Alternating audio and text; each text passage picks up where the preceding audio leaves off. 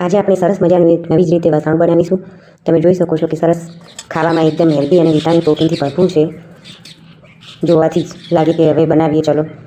તો સૌથી પહેલાં મેં અહીંયા સૂંઠ પાવડર, ગંઠોડા પાવડર, પમ્પકિન સીડ અને અળસી છે જે ઓર્ગેનિક છે, અને બદામ કાજુ પણ લઈ લીધા છે, અને સાથે મખાના પણ એડ કરીશું આપણે, અને 2 વાટકી જેટલો ગોળ લઈ લીધેલો છે. તો સૌથી પહેલાં અહીંયા અળસી જે છે એને હલકી રોસ્ટ કરી લઈશું. બહુ શેકવાની નથી, એને માપી શેકવાની છે. અને પમ્પકિન સીડ છે તેને પણ શેકી લઈશું. પછી 1 ચમચી જેટલું ઘી લઈ લઈએ, અને બદામ કાજુને પણ આપણે રોસ્ટ કરી લઈએ.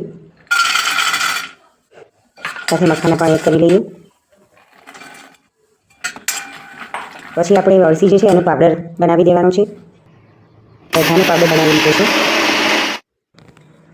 અધકચરો દળેલો છે, અને 2 વાટકી જેટલો જે ગોળ લીધો છે એમાં પાયો બનાવવાનો છે. તો 2 ચમચી જેટલું ઘી ફરીથી એડ કરીશું આપણે. અને સુકડી બનાવીએ તેવો જ પાયો રાખવાનો છે, બહુ કઠણ ના થઈ જાય તેનો ખ્યાલ રાખવાનો. તમે જોઈ શકો છો કે સરસ આપણું વસાણું એવું રેડી છે. બહુ ઘી પણ નથી, અને પ્રોટીન વિટામિનથી ભરપૂર છે. શિયાળામાં તો ખાવું જ જોઈએ. ડાયટ કરતા હોય તે લોકો પણ ખાઈ શકે છે. તો બનાવવું પડે અને ખાવું પડે. જોવાથી જ ખાવાનું મન થાય. આપણે ઉપરથી ડ્રાયફ્રૂટ નાખેલા છે.